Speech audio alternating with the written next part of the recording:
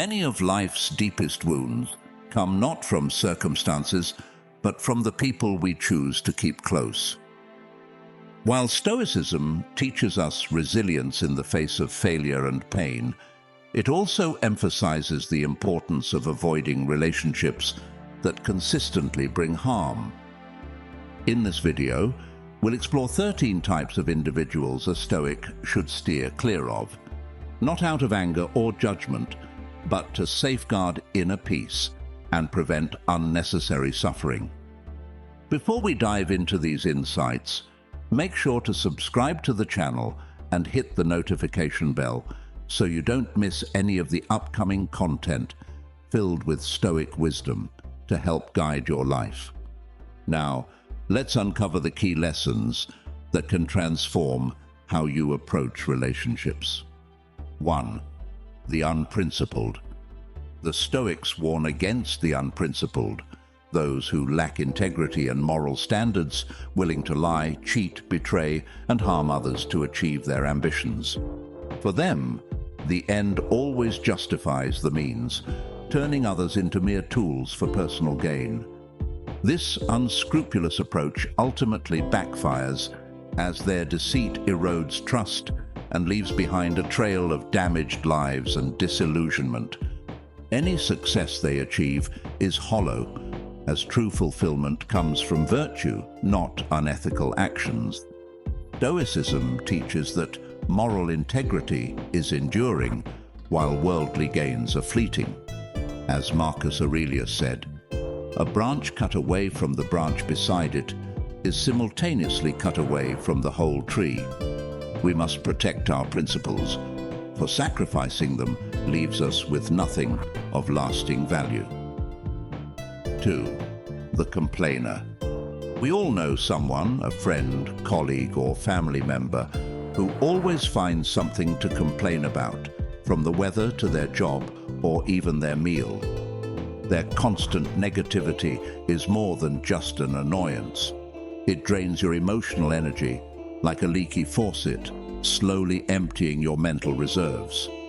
You might think, I can just tune them out, but that's rarely effective. Over time, their complaints can lower morale, disrupt progress, and leave you feeling disheartened. Stoicism reminds us to focus on solutions, not problems, and offers practical ways to handle complainers. Way number 1, limit your exposure whenever possible. Way number 2, if avoiding them isn't an option, mentally detach, zrenia, treating their negativity like a passing storm, loud but powerless to disturb your inner peace. Way number 3, redirect conversations toward constructive topics or solutions. As Marcus Aurelius wisely said, "You have power over your mind, not outside events. Realize this, and you will find strength." Protect your mental peace, and don't let complainers derail your Stoic journey. 3. The drama magnet. Imagine your life as a beautifully tended garden, thriving under your care and attention. But then comes the drama magnet, a raging wildfire that threatens to consume everything in its path. These individuals live in a constant state of crisis, spreading their chaos to everyone around them. At first, their intensity might seem captivating, but soon you realize their presence scorches your peace, leaving exhaustion and disorder in its wake. Drama magnets make their problems feel like your own, dragging you into conflicts that don't belong to you. For instance, a friend constantly feuding with others might involve you, turning their issues into yours. One day they're upset with Emma, the next, it's Tom. Soon you're caught in a web of unnecessary disputes. To manage them, practice reflective listening. Acknowledge their emotions without getting entangled. If they say, "I can't believe Emma said that," reply with, "It sounds like you're feeling hurt by Emma." This provides empathy without letting their fire spread into your life. Another strategy is to be selectively unavailable. Create boundaries. Turn off distractions. focus on what matters to you and make it clear you won't engage with recurring, unresolved drama. As Seneca wisely said, true happiness is to enjoy the present without anxious dependence on the future. Protect your garden by keeping the wildfire of drama at bay, nurturing your growth, and ensuring your peace remains intact. 4. The victim. Imagine life as a game of basketball, where every player has the same ball, the same court, and the same goal, to score and win. The victim, however, blames the court, the ball, or even their teammates for every missed shot.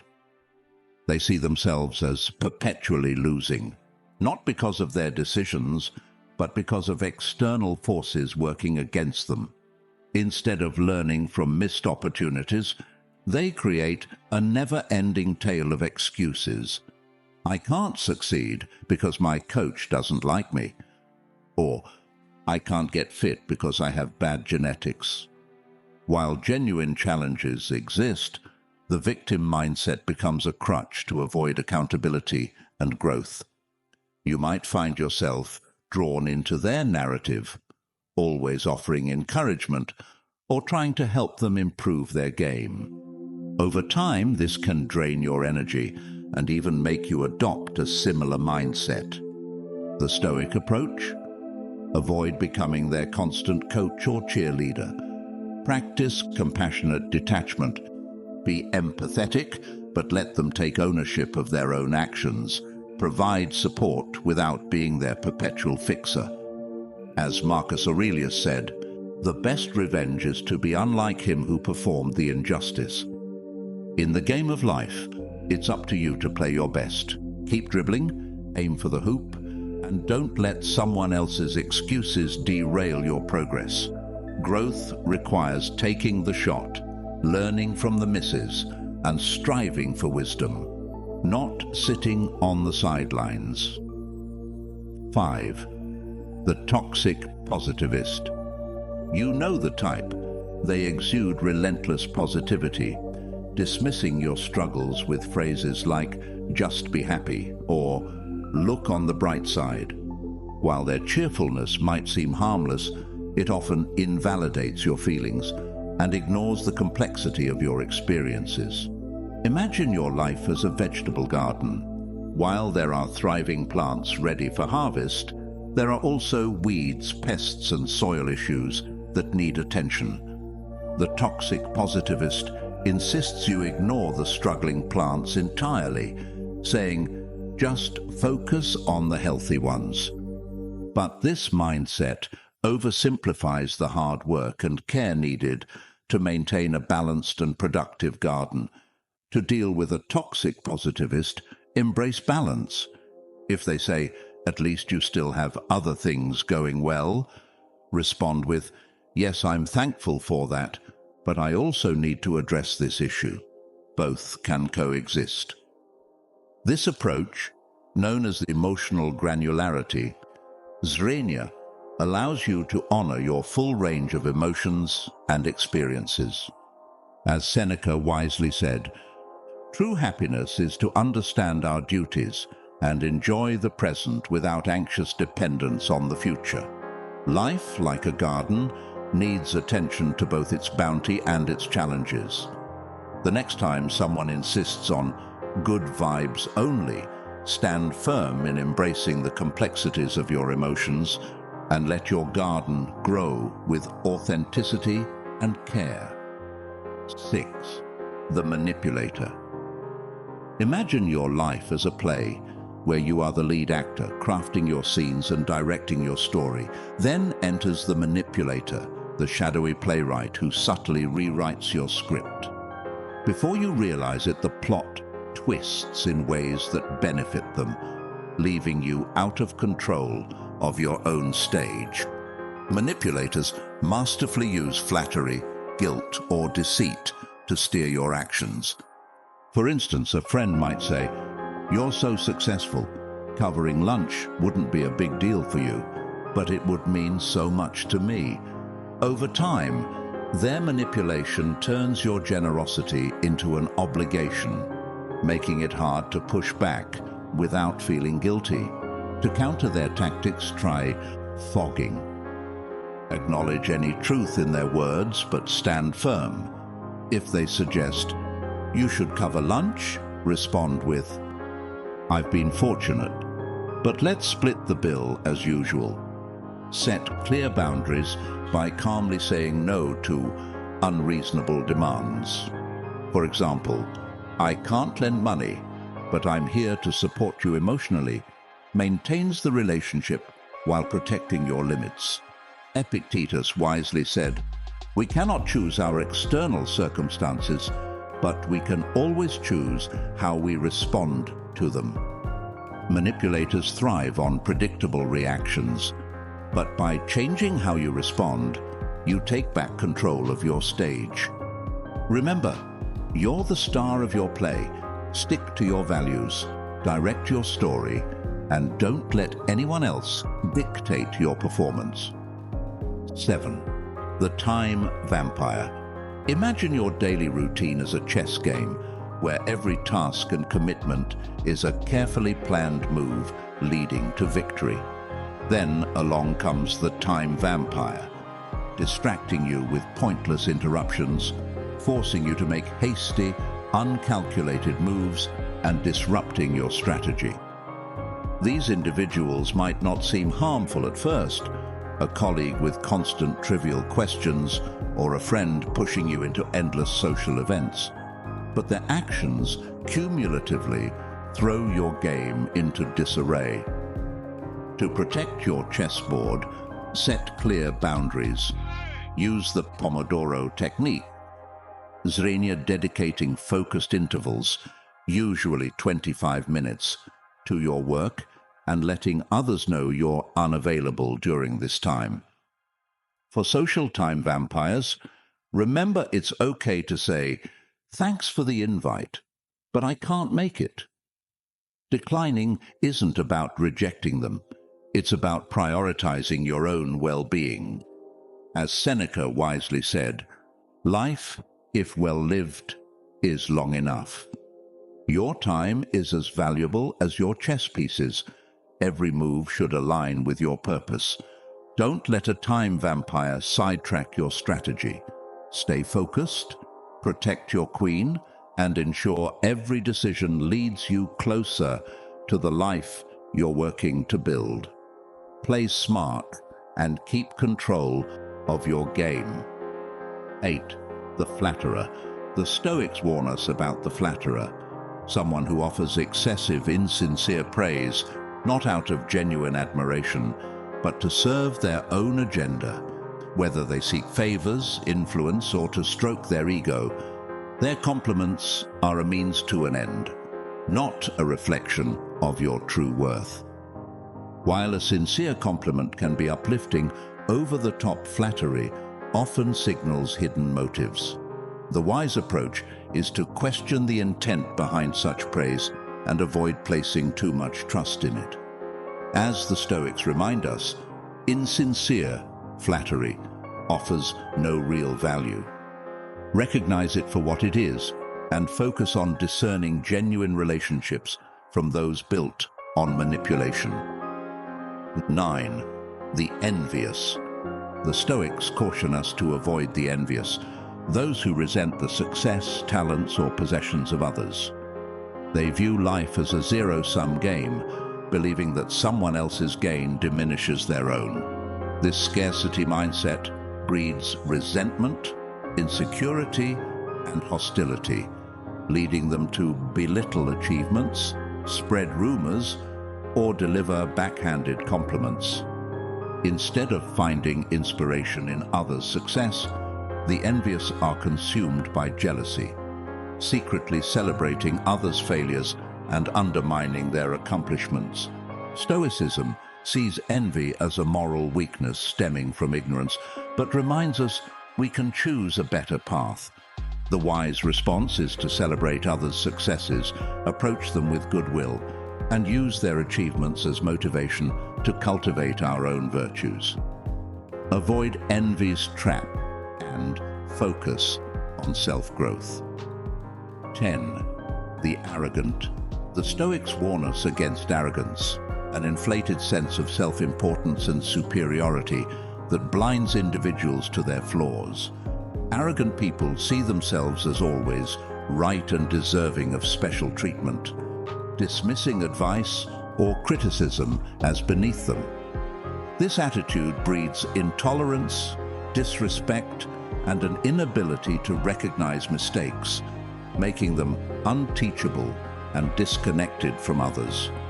Their pride leaves no room for humility or self-reflection, preventing growth and genuine relationships.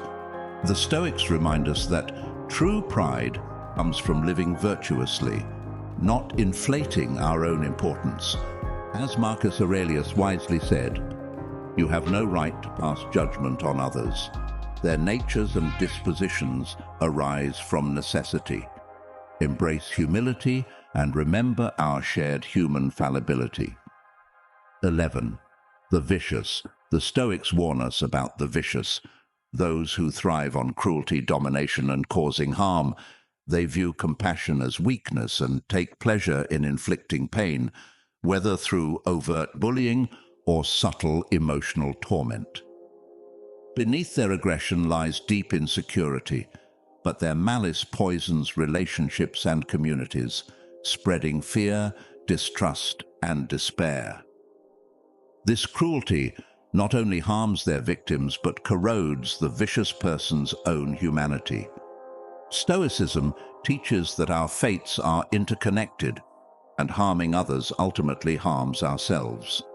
True strength lies in empathy and care, not in destruction. As Marcus Aurelius said, "To harm others is to harm yourself." The vicious may seem to gain temporarily, but their actions lead to lasting loss of dignity and humanity. A virtuous society must reject malice and uphold bonds of kindness and respect. 12. The constant competitor. The constant competitor is a product of endless comparison, thriving in a world where social media showcases only curated highlight reels. Their self-worth depends on being better than everyone else, chasing a never-ending cycle of accomplishments. Conversations with them often revolve around their achievements, subtly diminishing yours in the process. Seneca reminds us, while we are postponing, life speeds by. Life isn't a race to outdo others. It's a journey meant to be savored and appreciated. By engaging with constant competitors, you risk adopting their skewed view of success. A true Stoic recognizes that every journey is unique, and comparing your path to another's is as futile as comparing the fleeting fragrance of a rose to the vast eternal ocean.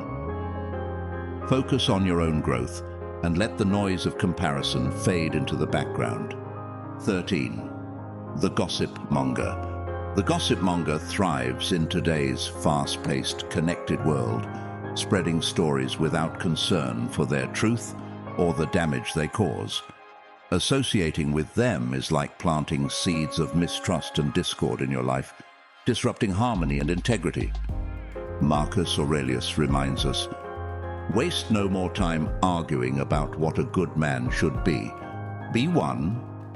Stoicism calls us to pursue virtue and truth, and indulging in gossip veers far from that path. It's not only about refraining from gossiping yourself, but also avoiding those who delight in spreading it. To protect your character, distance yourself from gossip and align with values of honesty and respect. Conclusion. Navigating life requires wisdom and discernment, and the company we keep profoundly shapes our journey. By recognizing and steering clear of these 13 toxic types, you can build a life rooted in peace, virtue, and meaningful relationships. But let's not stop there. Take a moment to reflect. Have you encountered any of these individuals recently? Or perhaps, have you noticed any of these traits in yourself? Stoicism is as much about self-improvement as it is about understanding others. As Marcus Aurelius said, "The impediment to action advances action. What stands in the way becomes the way." Thank you for watching this video. If you found value in it, please like the video, share your thoughts or personal experiences in the comments, Zrenia, and help spread these Stoic insights by sharing this video with your friends and family. Together, we can create a community of growth, understanding, and shared wisdom. See you in the next video.